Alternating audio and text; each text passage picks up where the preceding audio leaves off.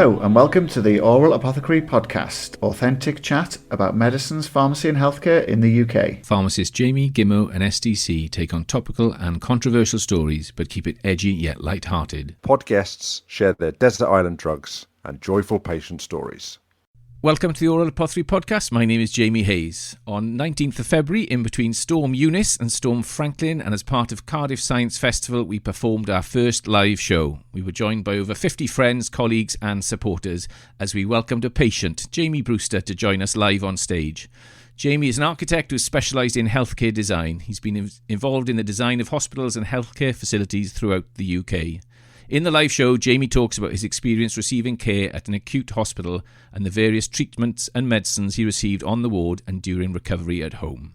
Before we go any further, let me welcome my two fellow apothecaries. STC is in Bournemouth and Gimmo is in Cardiff. Welcome both. So we finally got to meet up and do a live show. What did you think? Yeah, it was good. It was really good fun, wasn't it? It was nice to meet Steve in person. I never met him before. He was pretty much as I imagined, and the night afterwards went pretty much as I imagined.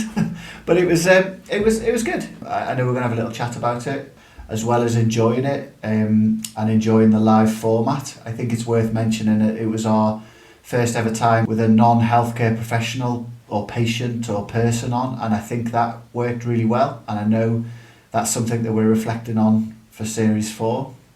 So that in itself was very powerful. But yeah, it was a good buzz. Don't know what you felt, Steve.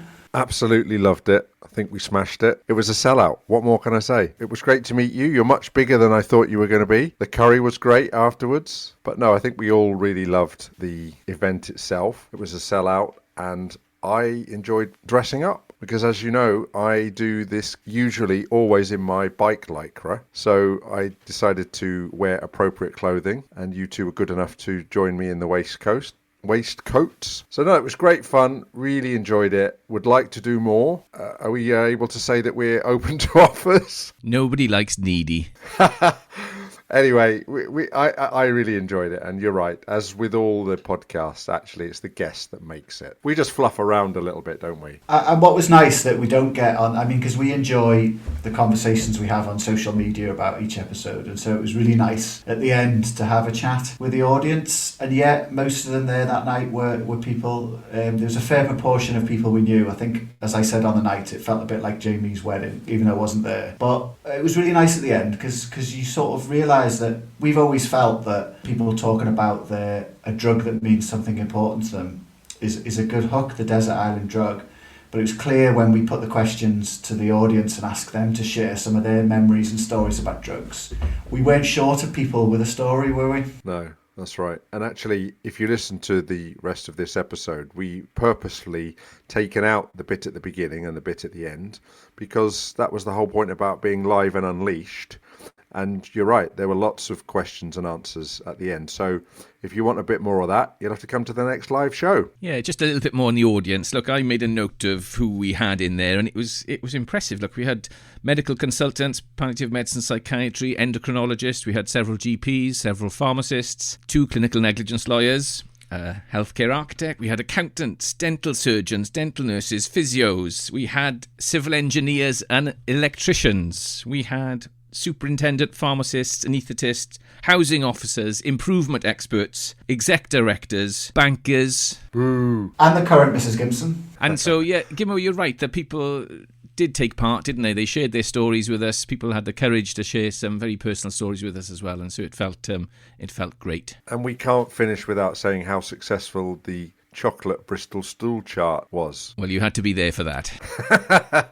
Some people did eat the chocolate afterwards. Just saying. Okay, before we play the recording, just a few thanks. Look, thanks to Tim Corrigan, owner and business entrepreneur, for letting us use one of his superb coffee shops and bars at 1 Central Square in Cardiff. Thanks to Rosie and Dan from Milk and Sugar for looking after us on the night. Pub-based CPD, we say. Well, our audience and guests embraced that theme really well. So thank you to those. Thanks to colleagues from Cardiff Science Festival for showing up to support and for bringing those feedback forms. Thanks to our guest, Jamie, for having the courage to share his personal healthcare story. And a huge thanks to our audience who braved those stormy conditions to come out and support us and take part in the live show. So here's the recording of our discussions with Jamie. Keep listening for his Desert Island Drug, his career anthem, and see what book he recommends for the Aural Apothecary Library. We hope you enjoy it.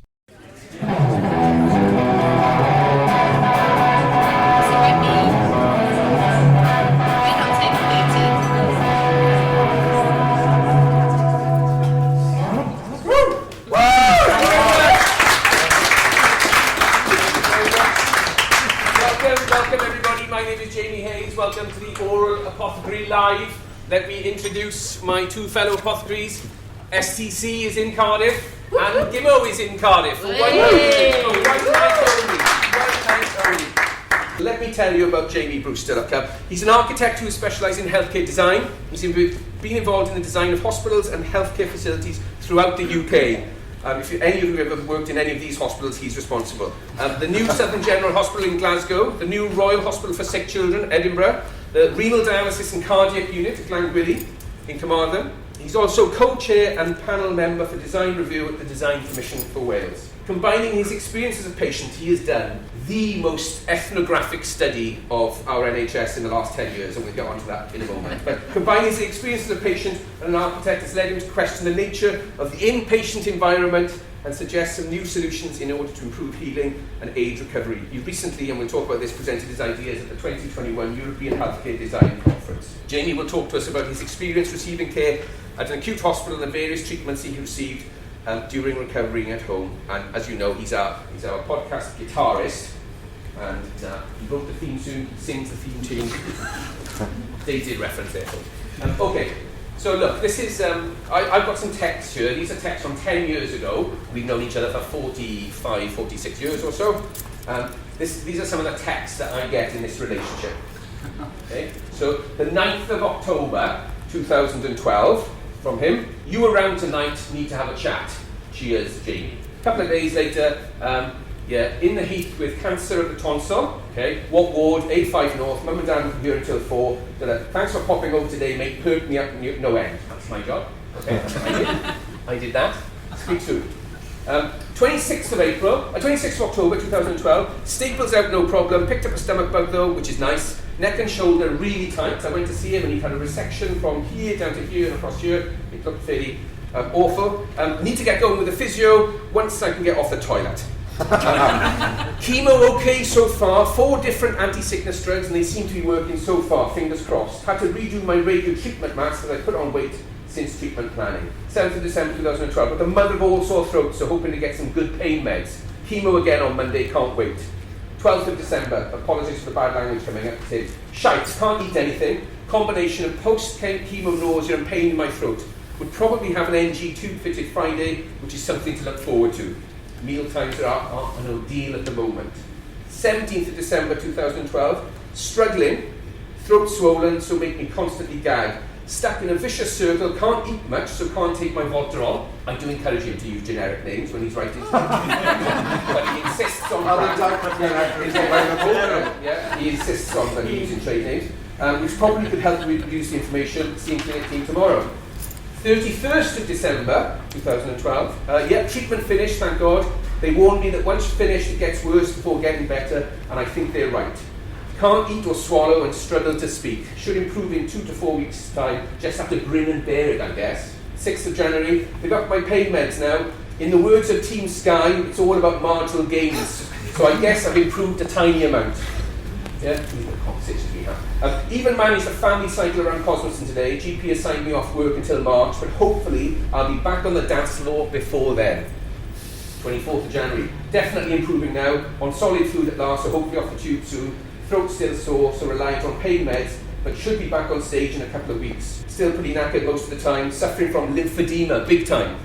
Also enjoyed cold turkey when I came off the morphine, tidy. My words of wisdom there, that's the ticket, and remember it's a marathon, not a sprint. So fast forward to the 2nd of December 2013, and he's recovered from his cancer of the tonsil, okay? 2nd of December 2013, so this is a year afterwards we started. I text him, "Hi, how are things? Scope for a dragon pint or a shoka curry?" And he replies, "In UHW having treatment for fractured skull, nasty bike crash on Sunday." Okay, so that... We don't get any old guests, by the way. Okay. So It's not just thrown together. Yeah, exactly that's right. that's a whole episode, right? And let me fast forward now to, in between that, we're not going to talk about the fractured pelvis. When was that? What year was that? Don't know. Some point. In the middle of it, the fractured pelvis coming hit off his bike. I just wanted to bring you now to the 11th of March 2020. Think what was happening in the world at that time. I text him, "Any news?" And he texts me, "I've got acute lymphoblastic leukemia, being admitted, start chemo in the morning. At least I've got a genuine excuse for crap park runs." This is the Gen boy in him now, mind. Just had a chicken korma, chocolate sponge and custard. There's always a silver lining. I reply, "In Cardiff City Centre, there's a quiet nervousness about the place." Quite pleased with that quote. It's not about you, Jamie. I don't. Well said. Jamie, about that. 14th of March. I'm watching old episode about Wiedersehen Pet. Oh, I love that. Feels like Collier is here with me. Brilliant. That's one of our friends who sadly passed away. 16th of March, started on doxyrubisin and vincristine. Which one's nicer? Which one's nicer with a chaser? 4th of April 2020. Okay. Good news today, Robbie's confirmed as a match. So that's his match for his stem cell transplant. A few weeks on, started to struggle a little bit now, definitely more fun on the first phase. So many drugs, a load of sickness drugs, 2 chemo drugs, antivirals, antifungal, plus antibiotics for infected canal site, and have urine infection. I'm a bloody walking pharmacy. Robbie's seeing transplant team, Robbie's his brother, Robbie's seeing transplant team next couple of weeks. 13th of May 2020. All good, nearly finished phase 2 platelets today, intrathecal chemo postponed to next week, seeing transplant team tomorrow. Sandra's birthday, so overdosing on cake. How did transplant meeting go? Bit of a cock-up. They sent me the appointment letter, but it was meant to go out to Robbie. So he had the consultation while I waited outside. I've finished chemo today, so I have a few weeks off now to wait for numbers to improve. Then they might start me on immunosuppressants ready for transplant. 30th of May, I'm good. Looks like I'll be admitted to start prep for transplants in about 3 weeks if my counts recover. Struggling on lost appetite, waiting for chemo to flush out. Then I should be home perhaps Saturday. Home last night, should have been earlier. F up with my test results, confirmed. They sent out to Singleton by taxi. Shambles. I blame you, of course. Back in having more chemo. Been admitted for transplant 20th of August. Robbie harvested on the 10th of August. Me, how's the solitary? Not too bad so far, I guess. I can wander the ward, use the shower, but after Wednesday I'm locked in, playing guitar and binge watching Line of Duty. At least the tour is on at the moment. 2nd of October 2020. A rough week, struggling with a bout of vomiting early in the week. Then we've all got foot colds every day, been a sofa and Netflix day. Struggling to get the right dose of cyclosporine, some kidney issues, excess creatine. Those texts I exchanged with him, okay, this is an example of resilience before resilience was even a thing. Okay, it's an example of mental toughness before mental toughness was even a thing. Okay, and so we've missed lots out. So I would like to welcome to the stage, it's a long-winded introduction I know, but I thought I would share, thank you, stop nodding, brother. I would like to welcome to the stage Jamie Brewster. Please put your hands together.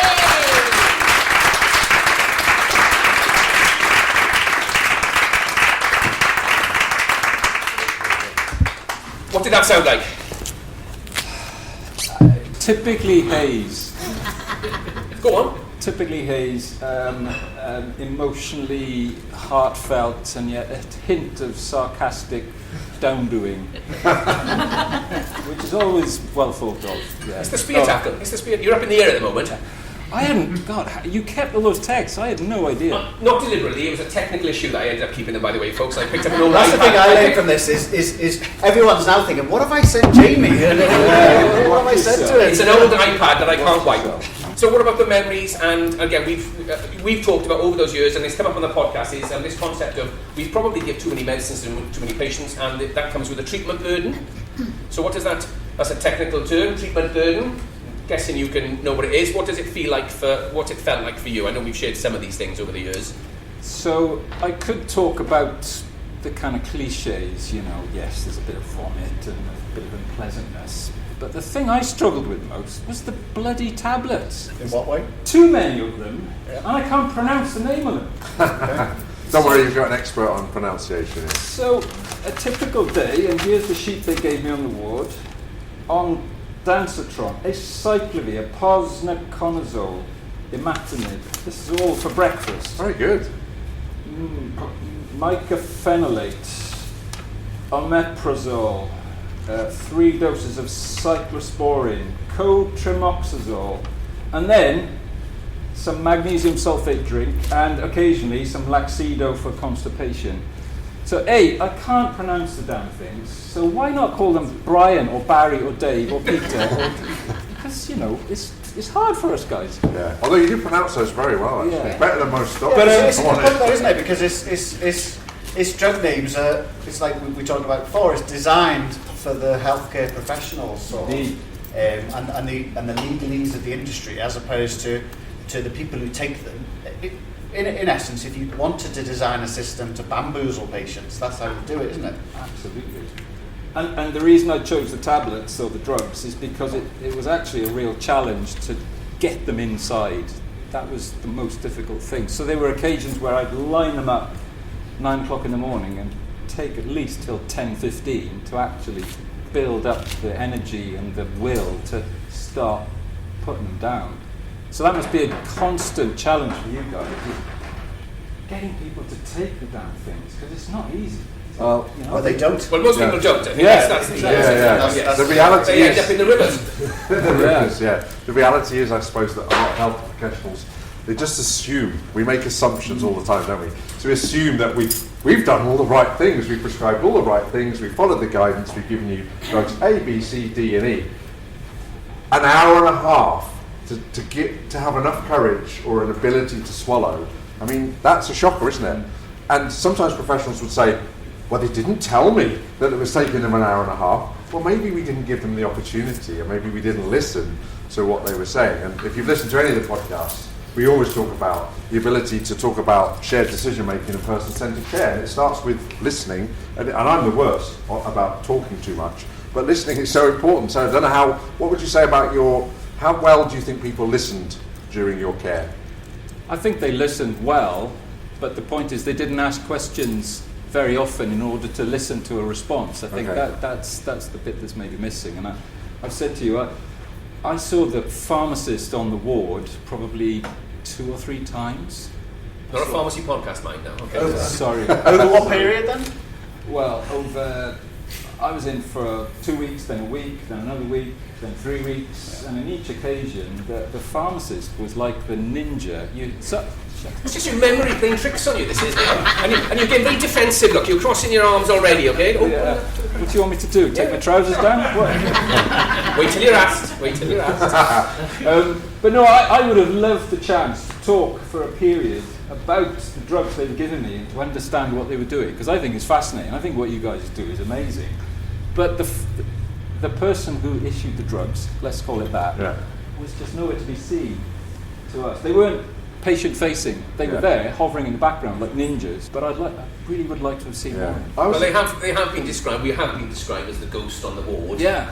So that is one of our, claims to fame. It was surprising because we were talking before we came on, and you said this to me, and I was like, but for example, if what you had in relation to the need to have the transplant of the bone marrow, that's a serious thing. But you're on the ward for a long time. But there's on that particular ward, they'll do those all the time. Okay, so there must be lots of people like you, and like if you have a heart attack, you have a whole series of rehabilitation where you'll get to listen to the cardiac nurse, the dietitian, the physiotherapist, a pharmacist will come and talk to you, and you'll get the opportunity to ask questions about your medicines.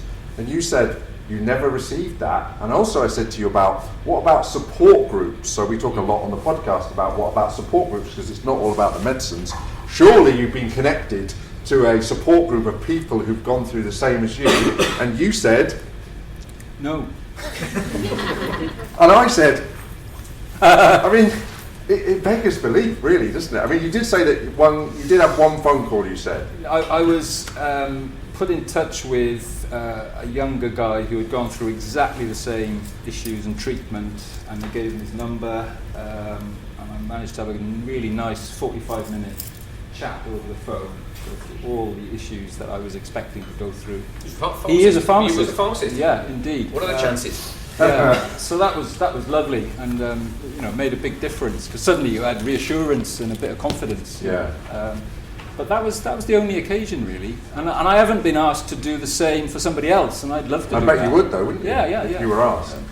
Let me just take you back. Look, I shared the text, the qualitative data that I had on him. Okay, and so I've got some quantitative data as well that helped with his diagnosis, and this is especially for. Is this GDPR compliant? Yeah? He signed all this off. This is for table 8 as well, because they will buy into this. And so one of our big things in our life, and less so mine at the moment, is parkrun. Okay, and so there's a parkrun group over here, and on the 13th of don't be alarmed at this data now, okay? But on the 13th of July 2019, this middle-aged bloke here did his parkrun in 23:09. Okay, and he was absolutely smashing it, and which is a great embarrassment to me and a couple of mates over here. But anyway, that's another thing. Okay, might have times have changed. And 23:09. So the park runners out here, it is a flat track. Yes, a flat track, but it's still is an amazing time for a 50-year-old. And again, the boys over there who are doing it week in, week out are still trying to get in and around that time. And then I plotted his results then, because we lived this experience with him. John, Anthony, and Martin are over there as well. And so we lived this, and then all of a sudden he went down to 25 minutes and started arriving at the finishing line with me. And then I started greeting him, which was normal services resumed here. That's good. And then on the 22nd of February 2020, he crossed the line in an inadequate 34:57. So we thought, didn't we? That's an interesting day, because that day we did parkrun in the morning. We did parkrun in the morning.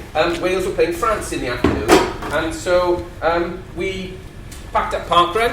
We had a bit of a post-mortem inquest into what the hell's going on here. He had painful legs. It was, wasn't it? You mechanics we were going down the route of. Anyway, we went into town in the afternoon, didn't we, for one of our mates' 50th birthdays. Was it his 50th? Oh, no, it's 49. It's 49. It's Stu's birthday. We went to Bar Cuba, and I'll leave the rest to you two for a minute. Go on, Go on, Steve. You do it. So this is a source of much embarrassment to me. So if you know me at all, you'll know that actually, when I'm sober, my filters are quite good. Okay, I do filter quite. I did say quite good. So my filters are quite good. But when I've been drinking, I don't have any filters. Okay, and that sometimes gets me into trouble. So we walk in. No, we're sat down actually. You walk in. So we're in Bar Cuba. It's after the game. We had a lot to drink. I'd not seen him in a long while. He walks in. He really didn't look well, and I said to him, "Are you all right? You look like you've got cancer." That's all. I know, and I feel so bad about it, but he's sort of. Your diagnostic skills are fantastic. There you go. There you go. Thank you. We like to keep it positive and pacey on the Aural Apothecary. Yeah, one look at me and you've nailed it. Yeah, I'm thinking it wasn't delivered quite like that. It was more of, all right, ching ching. Well, now, Brewster, you look like you got cancer. And I'm thinking, oh my God, thank you for that. But there, yes, it was. What I'm taking from that conversation, James, is you monitor people's texts. You plot their park runs. Publicly available data. You can go and get this data yourself. I want to see my file. But look, bring us up to speed. How are you today as you stand there now? 100%. So my last test result I got about 2 or 3 weeks ago, 0 disease and 100% donor, which is the perfect one. Yeah. You can bring the bell. There's a bell, isn't there? That you're supposed to ring. Just for completeness, look, and for data, 22nd of January 2022, a few weeks ago, parkrun, amazing, 28:09. Oh, Getting there. You know what I was saying, Amazing. 2819. Yeah, And so Jamie did share with us over the course of the last year his conversations with his consultant, where he would go to his consultant, his clinic appointments, and the consultant would say, "How are you?" And he'd say, "Oh, 32 minutes." And he'd say, "Well, 32 minutes, you've got a 5k." And he goes, "What, you're doing a 5k? Stop it, please." And so, as I said, it's a story of resilience before it was a thing, of mental toughness before it was a thing. And there's a team behind the team. There's Sandra, there's Sophie, there's Robbie, there's Carol, there's Bob. Okay, there's the team behind the team, and I know how much strength he gets from the park runners on table 8 as well. We haven't talked about, and we're going to now, okay, this is an important thing. What do you do when you're shacked up in a isolation unit in UHW? Okay, University Hospital Wales. What do you do when you're in there? Well, I think the first thing he sent me was an album that he'd written. I think that's classified and that's never to see the light of day, okay? I mean, it's not amazing. Not amazing. It's pretty damn good, though. No. I think, look at him talented. He's in there. Let me writing albums. And then the other thing you do, if you're a healthcare architect, you look through that lens, I'm guessing, of everything that's everything that could be improved with our NHS estates and facilities and interactions. I've just remembered another thing I want to share with it. Our risk communication with you when can you remember what that was when you were diagnosed with tonsil cancer? No. So you told me, and this, I remember these things, you told me they came in to see you and they said there'd be no mention of cancer or anything like that, and they came in and they said, sat down, I think it was a registrar, so a junior doctor, sat down and said, so it is cancer, and you came out and you told me it was like being hit over the head with a shovel. And so that was our risk communication conversation, was it? Let's get back onto your day job and your healthcare architect expertise. Well, yeah, so you might expect me to say, oh, I looked at components and systems and ergonomics and things architecty, but no, it's about very simple things. It's about noise. The noise level on wards is something to behold. I'm not sure everybody realises. There was a study done 2 years ago in a hospital in Nottingham, and the average noise level exceeded the noise in a car on a motorway. Okay. It's bedlam, absolute bedlam. So you just need peace and quiet so that you can rest and sleep. Control is the other thing. You just want to be able to open the window if you choose to, if it's a bit smelly in the room, and it often is, as you'd expect. Or you want a bit of ventilation, or you're feeling hot, but you can't open the window. It's not allowed for a number of reasons. And then just simple things like access to the outdoors. Not every patient is unwell 100% of the time. You might just want to spend a couple of minutes in the fresh air. You can't do that either. So my idea is just let's solve those things if possible. Let's address those things. And the evidence, and I know you like the word evidence, it's all about evidence. We do. Not all about evidence. Not just my evidence. You need to consider evidence. Exactly. The evidence shows that if the patient room, the patient environment isn't well designed, it's going to have an adverse effect on the patient's well-being, on their ability to heal. So therefore, turn it on its head. Design a space that could make you feel better. And why not consider this space no different to any other piece of medical equipment, an MRI scanner or a CT scanner, anything? Why can't the room be something different? It could be a healing mechanism, a device, something you go into to get better, not just a room with blinds and a vinyl floor and a suspended ceiling. So that's the idea. What about the bin? Oh yeah, tell us about the bin. Tell the listener about the bin. The bin is noisy out there. Oh, yeah, well. Yeah. And they're the same everywhere. The steel bin or the hand towel dispenser, and I used to count at 4:15 in the morning the number of times a nurse or a clinician would use the hand dispenser. Some of them would rack it 8 times, so they'd get 8 sheets of paper to wipe their hands. Well, they're cleaning their hands, let's be thankful for that. And on 2 occasions I opened the door and said, you just need 2. That's the bomb booster coming out there, okay? I'm going to show you. It makes such a noise. So you shared this in a paper, Yeah. and as part of the podcast, we always read a paper, and it's a I think we share on the show notes, but I don't have any show notes, but I'm sure Jamie's got all your details, so he'll send them on after. But you said in it, the way you broke it up was really good. What I saw, what I smelled, what I could feel, and what I could see. And I think that was, so it's, it's the four senses, but it was along the lines of the view, in a room for a long time. What can I see? And there wasn't much out the window. What can I feel? It was hot, it was cold, it was, and I just thought, like I say, I think it's a really powerful way of describing it. And you've said the phrase, but I wrote it down, the room as a mechanism for healing. And I thought that's just a really nice way of thinking about it. I wondered if that's something that perhaps people are more in tune with now after lockdown, because we've all been stuck in our houses much more. And so we've got a better sense of the power of our environment and how it affects our mood. And I say that as someone with peeling wallpaper and a bit of damp in one of the corners that I constantly see every day that stresses me out. But I suppose it's that environmental thing that is really important. You've already said about the names of the drugs was matters to you, and that's never been thought about in that context. And I'm guessing people do think about the environments, the hospitals, but again, I wonder if it's more about the efficiency of throughput as opposed to how patients feel.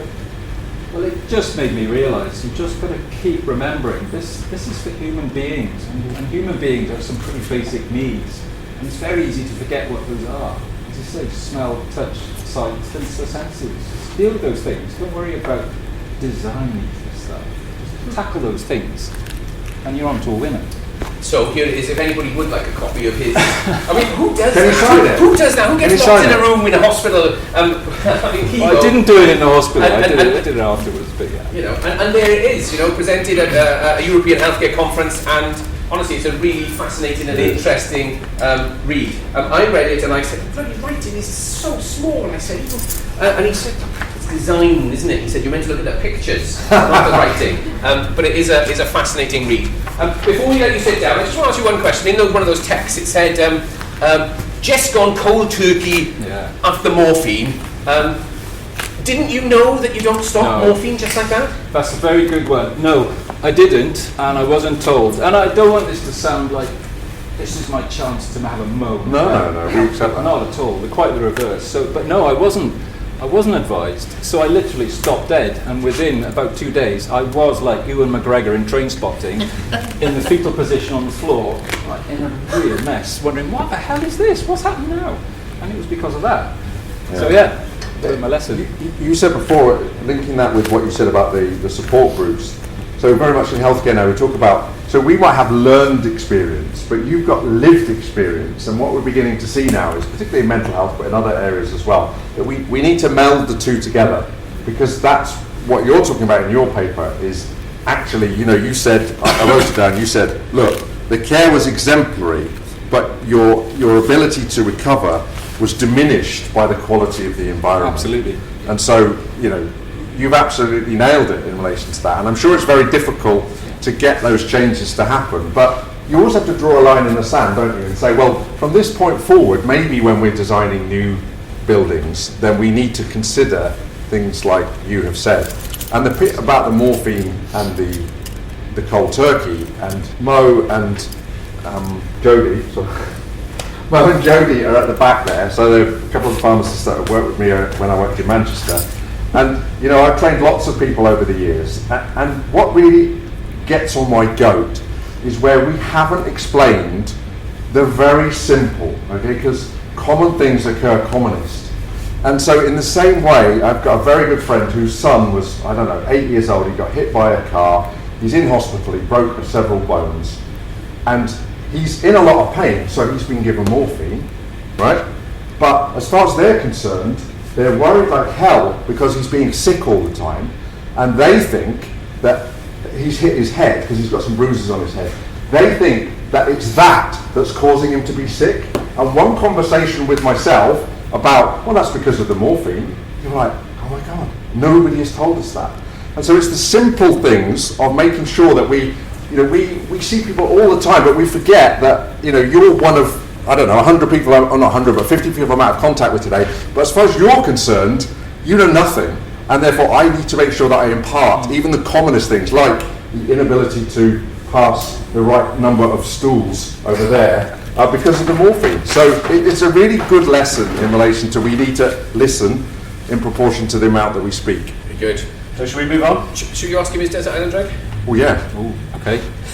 I forgot about that. Okay, so cancer's a theme. It'd be quite easy to talk about one of the chemotherapies I had, but none of that would be possible. Cancer treatment would not be possible without anti-sickness drugs, in my view. Okay. So it's got to be that. So I had 3 or 4 or 5, I can't remember, but so I'll choose cyclazine.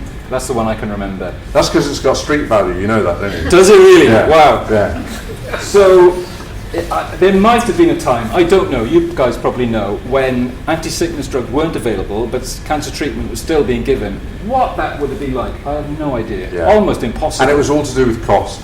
Yeah. So the ability to prescribe certain medicines was purely based on cost, rather than the fact that these people were being sick as a dog because of the chemotherapy. And look, everybody's been sick at some point. You've got others who've had problems during pregnancy, we've all been drunk, whatever. It's debilitating, isn't it? Now multiply that by 1,000 and it's not good. So the fact that you guys have found a drug that arrests that is just mind-blowing, I think. Well, we didn't. Yeah. We In a broader sense. We are happy for lots of things, but not that. We have So to something that Jamie hasn't done. or read. Yeah, so cancer treatment is about anti-sickness. Without that, there is no treatment. There you go. Cyclazine as a hangover antidote, don't do that either. Just go. And it's not just thrown together. What did I just say before about my child, the person who was vomiting due to morphine? So it's exactly the same thing. So we'll definitely accept cyclazine into the Aural Apothecary Formulary. What about a career anthem then, or a personal anthem, I suppose, Okay. a piece of music? Well, it's going to feature this over here, Okay. obviously. So for me, the best songs have a combination of melody, emotion, and killer technique, and it's kind of links to the point of the pod, Pharmacy, so it's Yeah. Comfortably Numb by Pink Floyd. Okay. Good song. Someone will be very happy with that, won't they, Darren? Pink Floyd fans over here. Yeah, okay. Best Good. guitar solo ever committed to records. Where do I stop? Yeah, and you've had plenty of morphine, so you know what it feels like to be comfortably Indeed, numb, don't you? indeed. So, Yeah. yeah, that's my Okay, choice. well, we'll Yeah. definitely accept that into the Spotify Aural Apothecary playlist, which you were listening to when you came into the building. And quite a good listen it is, and it's very, very uplifting, isn't it? I was listening to it on the way in as well. Cool. And the third thing that we always ask our guests for is a book choice for the Aural Apothecary Library. So what would you like to offer the listener? So, Oh, he's brought it with him. here it is. Yeah, first guest to do that. Yeah. Danny Baker, Going on the Turn. Okay. He had exactly the same as me in 2012, had exactly the same treatment. This is at the same time hilarious, as you might expect. He's a funny man. Very graphic and quite emotional as well. I love it as a book. And the best thing I like of all is the way he challenges cliche. So the cliche is cancer patients battle cancer. And he says, no they don't. Cancer patients are the battlefield. You guys battle cancer. That's what I like best. You're the guys that need to stay positive. You're the ones that need to take care. We just got to sit there and let you get on with it. We're the battlefield, and I love that. So this is the book. It's great. Okay. Danny Baker. You ready, Jane? No. Yours. Yeah. There you go. You've read every other book that everybody's ever mentioned. Going on the Turn. Yeah. Brilliant. Wow, that was a Very good. conversation stopper. No, I'm looking at Jamie because I'm thinking about running time and where we're up Yeah, to. we're fine. We're fine. Yeah. Put the clock behind you. And sometimes you don't need to feel the silence.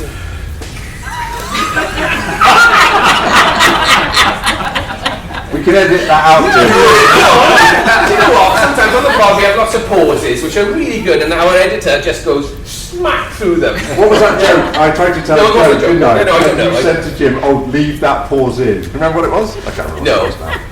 It was funny. It Okay, was definitely funny. then, I was so- someone, remember? so thank you, by the way. So we thank Jamie. Yes. Yeah, it was good. Take it serious, and with a bit of humour and good nature as well. So I think that was brilliant. Thank you very much. Thank you, Cardiff Science Festival. You will be listening to a 3 Apothecaries production. Thanks for listening to the Aural Apothecary Live podcast, where always, just inaccuracy. Bye.